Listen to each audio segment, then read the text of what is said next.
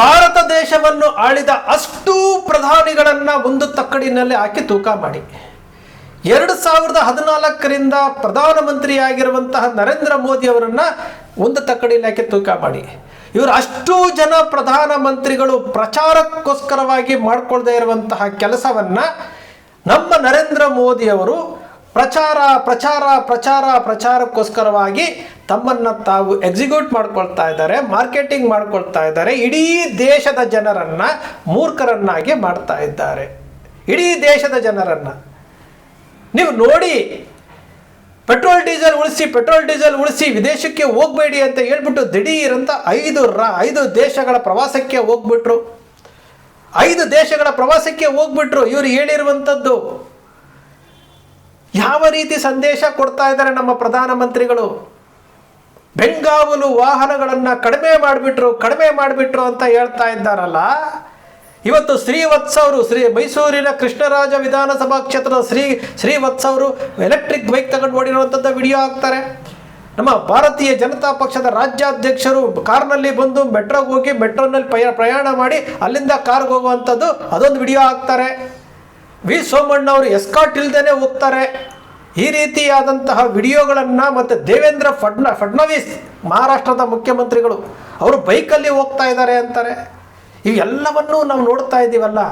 ಯಾಕೆ ಇಷ್ಟು ದಿವಸ ಹಂಗಾದರೆ ಜನರ ತೆರಿಗೆ ಹಣದಿಂದ ಮಜಾ ಉಡಾಯಿಸಿದ್ರಲ್ಲ, ಇನ್ನು ಮುಂದೆ ಪ್ರಧಾನಮಂತ್ರಿ ಆದಿಯಾಗಿ ಗೃಹ ಸಚಿವರ ಆದಿಯಾಗಿ ಇವರು ಏನೇನು ಇವತ್ತು ಫೋರ್ಸ್ ಕೊಡ್ತಾ ಇದ್ದಾರಲ್ಲ, ಅಷ್ಟೂ ಜನನು ದೇವೇಂದ್ರ ಫಡ್ನವೀಸ್ ಅವರು ಬೈಕಲ್ಲೇ ಓಡಾಡಬೇಕು, ಎಸ್ಕಾಟ್ಗಳನ್ನು ತೆಗೆದುಹಾಕಬೇಕು, ವಿಜೇಂದ್ರ ಅವರು ಮೆಟ್ರೋದಲ್ಲೇ ಓಡಾಡಬೇಕು.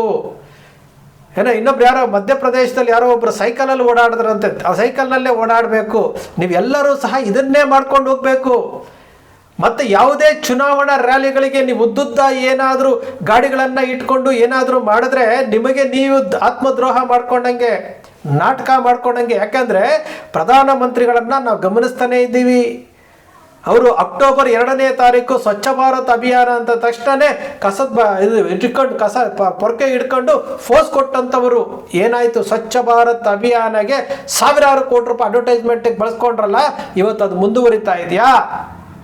ಅವತ್ತು ಎಲ್ಲರೂ ಫೋರ್ಸ್ ಕೊಟ್ರಲ್ಲ, ಮುಗಿದೋಯ್ತಲ್ವಾ? ಖಾದಿ ಧರಿಸ್ಬೇಕು ಅಂತ ಎಲ್ಲ ಖಾದಿಗಳು ಧರಿಸ್ಕೊಂಡು ಫೋರ್ಸ್ ಕೊಟ್ರಲ್ಲ, ನಿಂತೋಯ್ತಲ್ಲ.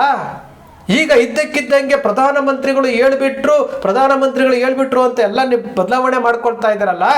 ನೀವುಗಳು ಇನ್ನು ಮುಂದೆ ಇದನ್ನೇ ಫಾಲೋ ಮಾಡಬೇಕು, ಫೋರ್ಸ್ ಕೊಡೋದಲ್ಲ. ಹೀಗೇನಾದರೂ ಮಾಡಿ ನೆಕ್ಸ್ಟ್ ಅದೇ ರೀತಿ ಮಾಡಿದ್ರೆ ನಿಮಗೆ ನೀವು ಮಾಡ್ಕೊಳ್ತಾ ಇರುವಂತಹ ಆತ್ಮವಂಚನೆ ಆಗುತ್ತೆ. ಇಡೀ ದೇಶವನ್ನು ಈ ರೀತಿಯಾಗಿ ದಾರಿ ತಪ್ಪಿಸ್ತಾ ಇರುವಂಥವರು, ಇಡೀ ದೇಶವನ್ನು 3 ರೂಪಾಯಿ ಪೆಟ್ರೋಲ್ ಡೀಸೆಲ್ ಏರಿಸ್ಬಿಟ್ರು. ಬಹಳ ಕಡಿಮೆ ಆಯ್ತು ರೀ.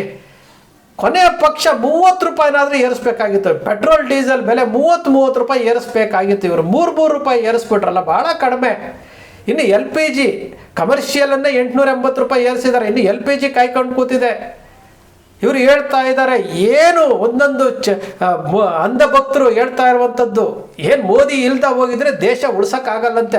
ಅಷ್ಟು ಜನ ಪ್ರಧಾನಮಂತ್ರಿಗಳನ್ನು ತಕ್ಕಡಿನಲ್ಲಿ ಹಾಕಿದ್ದೀವಲ್ಲ, ಅಷ್ಟು ಪ್ರಧಾನಮಂತ್ರಿಗಳು ಯಾರೂ ಸಹ ಇವತ್ತಿನವರೆಗೂ ಅಷ್ಟು ಪ್ರಧಾನಮಂತ್ರಿಗಳು ಪ್ರಚಾರವನ್ನು ಬಯಸಿದಂಥವರಲ್ಲ. ನೆಹರುಯಿಂದ ಹಿಡಿದು ಮನಮೋಹನ್ ಸಿಂಗ್ ವರ್ಗೂ ದೇಶದ ಬಗ್ಗೆ ಮಾತನಾಡ್ತಾ ಇದ್ದಂಥವರು, ದೇಶದ ಭದ್ರತೆ ಬಗ್ಗೆ ಮಾತನಾಡ್ತಾ ಇದ್ದಂಥವರು, ಯುದ್ಧಗಳನ್ನು ಗೆದ್ದಂಥವರು. ಅಟಲ್ ಬಿಹಾರಿ ವಾಜಪೇಯಿ ಅವರು ಕಾರ್ಗಿಲ್ ಯುದ್ಧ ಗೆದ್ದಂಥವ್ರಿ. ಅವರೂ ಸಹ ಪ್ರಚಾರ ಮಾಡಲಿಲ್ಲ. ಇಂಡಿಯಾ ಶೈನಿಂಗ್ ಅಂತ ಮಾಡಿ ಅಧಿಕಾರವನ್ನು ಕಳ್ಕೊಂಡ್ರು. ಆದರೆ ನರೇಂದ್ರ ಮೋದಿಯವರ ಥರ ಅಟಲ್ ಬಿಹಾರಿ ವಾಜಪೇಯಿ ಅವರಿಗೆ ದೂರದೃಷ್ಟಿ ಇರಲಿಲ್ಲ, ಮಾರ್ಕೆಟಿಂಗ್ ಎಕ್ಸಿಕ್ಯೂಟಿವ್ಗಳಿರಲಿಲ್ಲ. ನರೇಂದ್ರ ಮೋದಿಯವರು ಅದರಲ್ಲಿ ಚಾಣಕ್ಷತನ ಉಪಯೋಗಿಸಿದ್ರು. ಗುಜರಾತ್ನಲ್ಲಿ ಇಲ್ಲದ ದೊಲೋರಾ ಸಿಟಿಯನ್ನು ಸೃಷ್ಟಿ ಮಾಡಿದ್ರು, ಗಿಫ್ಟ್ ಸಿಟಿಯನ್ನು ಸೃಷ್ಟಿ ಮಾಡಿದ್ರು, ಇಲ್ಲದನ್ನೆಲ್ಲ ಸೃಷ್ಟಿ ಮಾಡಿದ್ರು, ಕಪ್ಪು ಹಣವನ್ನು ಸೃಷ್ಟಿ ಮಾಡಿದ್ರು, ಬ್ಲ್ಯಾಕ್ ಮನಿಯನ್ನು ಎಲ್ಲವನ್ನ ಸೃಷ್ಟಿ ಮಾಡಿಬಿಟ್ರಲ್ಲ ಇವರು. ಎಲ್ಲ ಸೃಷ್ಟಿ ಮಾಡಿ ಅವತ್ತು ಭಾಷಣ ಮಾಡಿದ್ದಂತಹ ನರೇಂದ್ರ ಮೋದಿ ಅವರ ವಿಡಿಯೋಗಳು ಇವತ್ತು ಅದು ಬೌನ್ಸ್ ಬ್ಯಾಕ್ ಆಗ್ತಾ ಇದೆ ಅಂತಂದರೆ, ಡಾಲರ್ನ ವಿಚಾರ ಆಗಿರ್ಬೋದು. ಡಾಲರ್ನ ವಿಚಾರದಲ್ಲಿ ಕೇಂದ್ರ ಸರ್ಕಾರವನ್ನು ಯಾವ ರೀತಿ ತರಾಟೆಗೆ ತೆಗೆದುಕೊಂಡಿದ್ರು, ಚಿನ್ನದ ಖರೀದಿಯ ವಿಚಾರದಲ್ಲಿ ಯಾವ ರೀತಿ ತರಾಟೆಗೆ ತೆಗೆದುಕೊಂಡಿದ್ರು, ಇವತ್ತೆಲ್ಲವೂ ಅವರಿಗೆ ಉಲ್ಟಾ ಆಗ್ತಾ ಇದೆಯಲ್ಲ. ನಾನು ಮಾತಾಡಿದ್ದು ನಮಗೆ ಉಲ್ಟಾ ಆಗ್ತಾ ಇದೆ ಅಂತೇಳಿ ಸ್ವಲ್ಪನೂ ಅನ್ನಿಸ್ತಾ ಇಲ್ವಲ್ಲ ಇವರಿಗೆ? ಇವರು ಪ್ರಾಂಪ್ಟರ್ ಇಟ್ಕೊಂಡು ಇವರು ಯಾರೋ ಬರ್ಕೊಟ್ಟಿದ್ದನ್ನ ಭಾಷಣ ಮಾಡ್ಕೊಂಡು 12 ವರ್ಷದಿಂದ ಜನರನ್ನ ಮೂರ್ಖರನ್ನಾಗಿ ಮಾಡ್ತಾ ಇದ್ದಾರೆ. ಇದನ್ನ ನಾವು ಪ್ರಶ್ನೆ ಮಾಡಬಾರ್ದು. ಇದನ್ನ ಪ್ರಶ್ನೆ ಮಾಡಿದ್ರೆ ನಾವು ದೇಶದ್ರೋಹಿಗಳು. ಒಬ್ಬ ಪ್ರಧಾನಮಂತ್ರಿ, ಈ ದೇಶವನ್ನ ಕಾಪಾಡಬೇಕಾದಂತಹ ಪ್ರಧಾನಮಂತ್ರಿ, ಈ ದೇಶದ ಒಳಿತನ್ನ ಮಾಡಬೇಕಾದಂತಹ ಪ್ರಧಾನಮಂತ್ರಿ ಮಾಡ್ತಾ ಇರುವುದು ಏನ್ರಿ? ಪ್ರಧಾನಮಂತ್ರಿಗಳು ಮಾಡ್ತಾ ಇರುವುದು ಏನು? ದಾರಿ ತಪ್ಪಿಸುವಂಥ ಕೆಲಸ ಮಾಡ್ತಾ ಇದ್ದಾರೆ. ಸತ್ಯನಲ್ವಾ? 12 ವರ್ಷದಿಂದ ಈ ದೇಶಕ್ಕೋಸ್ಕರವಾಗಿ ಏನು ಮಾಡಿದ್ದಾರೆ ಅಂತಂದ್ರೆ ಒಂದಾದರೂ ಹೇಳ್ರಿ ಯಾರಾದರೂ. ಈ ದೇಶಕ್ಕೋಸ್ಕರವಾಗಿ ಆರ್ಥಿಕ ವ್ಯವಸ್ಥೆ ಏನಾದರೂ ಸದೃಢಗೊಂಡಿದ್ದಾವ? ಏನಾದರೂ ಬೇರೆ ಯಾವುದಾದ್ರೂ ಫೀಲ್ಡಲ್ಲಿ ಸದೃಢಗೊಂಡಿದ್ದಾವ? ಎಲ್ಲ ವಿಚಾರದಲ್ಲೂ ಫೇಲ್. ಶೈಕ್ಷಣಿಕ ಕ್ಷೇತ್ರದಲ್ಲಿ ನೀಟ್ ಎಕ್ಸಾಮಲ್ಲಿ 4 ಜನ ಸೂಸೈಡ್ ಮಾಡ್ಕೊಂಡಿದ್ದಾರಲ್ರಿ. 4 ಜನ ಸೂಸೈಡ್ ಮಾಡ್ಕೊಂಡಿದ್ದಾರೆ. ಇದೇ ನೀಟ್ ಬಗ್ಗೆ ಇದೇ ಪ್ರಧಾನಮಂತ್ರಿಗಳು ಮಾತನಾಡಿದಂಥದ್ದು ಮಾತುಗಳನ್ನು ನಾವು ಕೇಳಿದ್ದೀವಲ್ಲ. ಇಷ್ಟೆಲ್ಲ ವೈಫಲ್ಯ ಇರುವಂಥ, ಇಷ್ಟೆಲ್ಲ ಫೇಲ್ಯೂರ್ ಪ್ರಧಾನಮಂತ್ರಿಯನ್ನು ನಾವು ನೋಡ್ತಾ ಇದ್ದೀವಿ. ಆದರೂ ಸಹ ಈ ಅಂಧ ಭಕ್ತರು ಅದನ್ನು ಓಲೈಸ್ಕೊಳ್ತಾ ಬರ್ತಾ ಇದ್ದೀರಲ್ಲ ನೀವು. ಮಾರ್ಕೆಟಿಂಗ್ ಎಕ್ಸಿಕ್ಯೂಟಿವ್ಗಳಾಗಿದ್ದೀರಲ್ಲ ನೀವು. ವಿದೇಶದಲ್ಲಿ ಯುದ್ಧ ನಡೀತಾ ಇದೆ, ಅದರ ಪ್ರಭಾವವನ್ನು ಈಗ ಮಾಡ್ತಾ ಇದ್ದಾರೆ ಅಂತ ಹೇಳ್ತಾ ಇದ್ದೀರಲ್ಲ. ಯುದ್ಧ ಸ್ಟಾರ್ಟ್ ಆಗಿರೋದು 3 ತಿಂಗಳಿಂದ ಸ್ವಾಮಿ. 3 ತಿಂಗಳ ಹಿಂದೆ ಇವರು 2014ರಿಂದ ಏನು ಆಶ್ವಾಸನೆಗಳನ್ನು ಕೊಟ್ಟಿದ್ರಲ್ಲ, 2014ರಿಂದ ಆ ಆಶ್ವಾಸನೆಗಳೆಲ್ಲ ಏನಾಯಿತು? ಅಚ್ಚೇ ದಿನ್ ಅಂತ ಹೇಳ್ತಿದ್ರಲ್ಲ. ಎಲ್ಲಿದೆ ಅಚ್ಚೇ ದಿನ್? ಯಾಕೆ ಬರಲಿಲ್ಲ ಅಚ್ಚೇ ದಿನ್ ಇವತ್ತರೆಗೂ? ವಿಚಾರ ಮಾಡಬೇಕಲ್ಲ ಜನ. ಪ್ರಾಮಾಣಿಕವಾದಂತಹ ಪ್ರಜೆ ಇದ್ರ ಬಗ್ಗೆ ವಿಚಾರ ಮಾಡಬೇಕಲ್ಲ. ಬೆಲೆ ಏರಿಕೆಗಳನ್ನು ಇಳಿಸ್ತೀವಿ ಅಂತಂದ್ರಲ್ಲ, ಡಾಲರ್ನ ಬೆಲೆ 16 ರೂಪಾಯಿಗೆ ಇಳಿಸ್ತೀನಿ ಅಂತಂದ್ರಲ್ಲ. ಎಲ್ಲಿದೆ ಸೂಚ್ಯಾಂಕಗಳೆಲ್ಲಿದೆ ಇವತ್ತು? ಎಲ್ಲ ಸೂಚ್ಯಾಂಕಗಳು ಇವತ್ತು ಇಡೀ ವಿಶ್ವದಲ್ಲಿ ಭಾರತ ಅತಿ ಕೆಳಗಡೆಗೆ ಹೋಗ್ತಾ ಇದೆ. ಇದರ ಬಗ್ಗೆ ಅವ್ರಿಗೆ ಏನಾದರೂ ಸ್ವಲ್ಪನಾದರೂ ಈ ದೇಶದ ಬಗ್ಗೆ ಕಾಳಜಿ ಇದ್ದಿದ್ದರೆ ಕ್ಷಮೆ ಕೇಳಿಬಿಟ್ಟು ಈ ದೇಶದ ಜನರ ಮುಂದೆ ಕ್ಷಮೆ ಕೇಳಿ ರಾಜೀನಾಮೆ ಕೊಟ್ಟು ಹೋಗ್ತಾ ಇದ್ರು. ಇಡೀ ಸರ್ಕಾರವನ್ನು ವಿಸರ್ಜನೆ ಮಾಡಿ ಚುನಾವಣೆಗೆ ಹೋಗ್ತಾ ಇದ್ರು. ಬರೀ ಸುಳ್ಳು. ಬರೀ ಕಾಂಗ್ರೆಸ್ ಪಕ್ಷವನ್ನು ಟೀಕೆ ಮಾಡು, ನೆಹರುವನ್ನು ಟೀಕೆ ಮಾಡು, ಇಂದಿರಾ ಗಾಂಧಿನ ಟೀಕೆ ಮಾಡು, ರಾಜೀವ್ ಗಾಂಧಿನ ಟೀಕೆ ಮಾಡು. ಇವತ್ತು ಅವರೆಲ್ಲರೂ ಮಾಡಿರೋದನ್ನೇ ನಿಮ್ಮ ಕೈಲಿ ಮುಂದುವರ್ಸಕ್ಕೆ ನಿಮ್ಮ ಕೈಲಿ ಆಗ್ತಾ ಇಲ್ಲ. ರಾಹುಲ್ ಗಾಂಧಿಯನ್ನು ಟೀಕೆ ಮಾಡು, ಪ್ರಿಯಾಂಕಾ ಗಾಂಧಿಯನ್ನು ಟೀಕೆ ಮಾಡು, ಹಿಂದೂ ಮುಸ್ಲಿಂ ಅಂತೇಳು, ಮಂಗಲಸೂತ್ರ ಅಂತ ಹೇಳು, ಶಿವಾಜಿ ಮಹಾರಾಜು ಅಂತೇಳು, ಶ್ರೀರಾಮಚಂದ್ರ ಅಂತೇಳು, ಸೀತಾಮಾತೆ. ಅಮಿತ್ ಶಾ ಅವರು ಬಿಹಾರದ ಚುನಾವಣೆಯಲ್ಲಿ ಹೇಳ್ತಾರೆ ಸೀತಾಮಾತೆಯ ದೇವಸ್ಥಾನ ಕಟ್ತೀವಿ ಅಂತೇಳಿ.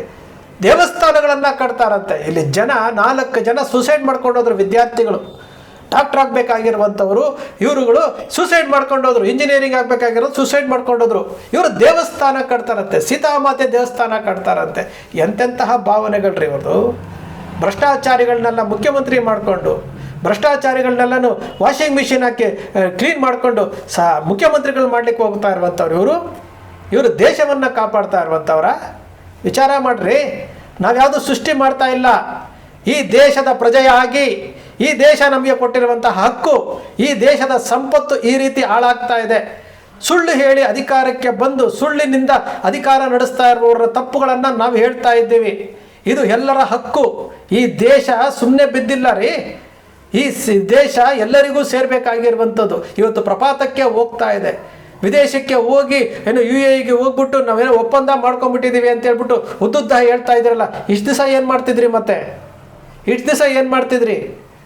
ದೇಶಕ್ಕೋಸ್ಕರವಾಗಿ ತ್ಯಾಗ ಮಾಡಬೇಕಂತೆ. ದೇಶಕ್ಕೋಸ್ಕರವಾಗಿ ಅವ್ರು ಯಾರು ಮೈಸೂರಿನ ಮಹೇಶ್ ಹೇಳ್ತಾ ಇದ್ರು 2 ಕೋಟಿ ಎಲ್ ಪಿ ಜಿನ ಗಿವ್ ಅಪ್ ಕೊಟ್ಬಿಟ್ಟಿದಾರಂತೆ. ಹೌದಪ್ಪ, 2 ಕೋಟಿ ವಾಪಸ್ ಕೊಟ್ಟಿದ್ದಾರೆ ತಾನೇ. ಇವತ್ತು ಸಬ್ಸಿಡಿನೆಲ್ಲ ಕ್ಯಾನ್ಸಲ್ ಮಾಡಿದ್ದೀರಾ ತಾನೇ. ಸಬ್ಸಿಡಿ ಕ್ಯಾನ್ಸಲ್ ಮಾಡಿದ್ರು ಸಹ ಇವತ್ತು 1000 ರೂಪಾಯಿ LPG ಸಿಲಿಂಡರ್ ಇದೆಯಲ್ಲ, ಸಬ್ಸಿಡಿ ಕೊಡ್ತಾ 400 ರೂಪಾಯಿಗೆ ಸಬ್ಸಿಡಿಗೆ ಸಿಲಿಂಡರ್ ಕೊಡ್ತಾ ಇದ್ರಲ್ಲ ಹಿಂದಿನ ಸರ್ಕಾರದವರು. ಯಾಕೆ 2 ಕೋಟಿ ವಾಪಸ್ ಕೊಟ್ಬಿಟ್ರಂತೆ. ನಿಮ್ಮ ಕರ್ಮ ಅದು, ನೀವು ಮಾಡ್ಕೊಂಡಿರೋದ ಕರ್ಮ ಅದು. ನೀವು ವಾಪಸ್ ಕೊಡ್ತೀರಿ. ನಿಮ್ಮನ್ನು ಮೂರ್ಖರನ್ನಾಗಿ ಮಾಡ್ತಾ ಇದ್ದಾರೆ, ಕೊಡ್ತಾ ಇದ್ದೀರಿ. ಇವತ್ತು ಇಡೀ ಭಾರತೀಯರನ್ನ ಮೂರ್ಖರನ್ನಾಗಿ ಮಾಡ್ತಾ ಇಲ್ವಾ? ಎಲ್ಲ LPG ಸಬ್ಸಿಡಿಗಳನ್ನು ಕ್ಯಾನ್ಸಲ್ ಮಾಡಿ 1000 ರೂಪಾಯಿ ಮಾಡಿಟ್ಟಿದ್ದಾರಲ್ಲ ಇವರು. ಹಾಗಾದರೆ ಹಣ ಎಲ್ಲಿ ಹೋಯ್ತ್ರಿ? ಎಲ್ಲ ಕನ್ಸ್ಟ್ರಕ್ಷನ್ಗಳನ್ನು ಕ್ಯಾನ್ಸಲ್ ಮಾಡಿದಾರಲ್ಲ, ಎಲ್ಲಿದೆ ಹಣ ಇವ್ರದ್ದು? ಇವರು PM ಕೇರಿಗೆ ಹಣ ಬರಬೇಕು, ಏನೋ ಫಂಡಿಗೆ ಹಣ ಬರಬೇಕು, ಜನರು ಸಾಯ್ತಾ ಕೂತಿರ್ಬೇಕಾ? ಎಲ್ಲಿದೆ ರೀ ರೈತರ ಏನು ಆದಾಯ ದ್ವಿಗುಣ ಆಗುತ್ತೆ, 2 ಕೋಟಿ ಉದ್ಯೋಗ ಆಗುತ್ತೆ. ಇವತ್ತು ನೆನ್ನೆ ಪೇಪರ್ನಲ್ಲಿ ಒಂದು ಸ್ಟೇಟ್ಮೆಂಟ್ ಬಂದಿದೆ, ನಿರುದ್ಯೋಗದ ಸೂಚ್ಯಾಂಕ ಎಲ್ಲಿ ಹೋಗ್ತಾ ಇದೆ, ಇಡೀ ದೇಶ ಹಾಳಾಗ್ತಾ ಇದೆ. ಅರ್ಥ ಮಾಡ್ಕೊಂಡ್ರೆ ಬುದ್ಧಿವಂತರಾಗ್ತೀರಿ. ಇಲ್ಲದ ಹೋದರೆ ನಿಮ್ಮಂತಹ ದಡ್ಡರು ಇನ್ಯಾರೂ ಇರೋದಿಲ್ಲ. ನಿಮ್ಮ ರಾಜಕೀಯ ಬೇಳೆ ಬೇಯಿಸ್ಕೊಳ್ಳೋದಕ್ಕೋಸ್ಕರವಾಗಿ ದೇಶವನ್ನು ಹಾಳು ಮಾಡಬೇಡಿ. ದೇಶವನ್ನು ಉಳಿಸಿ, ಭಾರತವನ್ನು ಉಳಿಸಿ. ಪ್ರಶ್ನೆ ಮಾಡ್ದ ಹೋದರೆ ಇಡೀ ದೇಶ ಕಂಗಾಲಾಗೋಗ್ಬಿಡುತ್ತೆ. ಇಂತಹ ಪ್ರಚಾರ ಪ್ರಿಯ ಪ್ರಧಾನಮಂತ್ರಿಗಳು ಇಷ್ಟೆಲ್ಲ ಹೇಳ್ಬಿಟ್ಟು ಎಲ್ಲ ಉಪದೇಶ ಹೇಳ್ಬಿಟ್ಟು ಏನೋ ಮಾಡಿದ್ರು ಅನ್ನಂಗೆ ವಿದೇಶ ಪ್ರಯಾಣಕ್ಕೆ ಹೋಗಿರುವಂಥದ್ದು. ಸ್ನೇಹಿತರೆ, ನಿಮ್ಮ ಅಕ್ಷರ ಮೀಡಿಯಾ ಸೃಷ್ಟಿ ಮಾಡೋದಿಲ್ಲ, ಕಲ್ಪನೆ ಮಾಡೋದಿಲ್ಲ, ವಾಸ್ತವದ ವಿಚಾರವನ್ನು ವಿಶ್ಲೇಷಣೆ ಮಾಡುತ್ತೆ. ನಿಮ್ಮ ಅಕ್ಷರ ಮೀಡಿಯಾದ ವಿಶ್ಲೇಷಣೆ ನಿಮ್ಗೆ ಇಷ್ಟ ಆಯಿತು ಅಂದರೆ ಸಬ್ಸ್ಕ್ರೈಬ್ ಆಗಲಿಲ್ಲ ಅಂದರೆ ಸಬ್ಸ್ಕ್ರೈಬ್ ಮಾಡ್ಕೊಳ್ಳಿ. ಪಕ್ಕದಲ್ಲಿ ಕಾಣುವಂಥ ಬೆಲ್ ಐಕಾನ್ ಪ್ರೆಸ್ ಮಾಡಿ, ಶೇರ್ ಮಾಡಿ, ಪ್ರೋತ್ಸಾಹ ನೀಡಿ.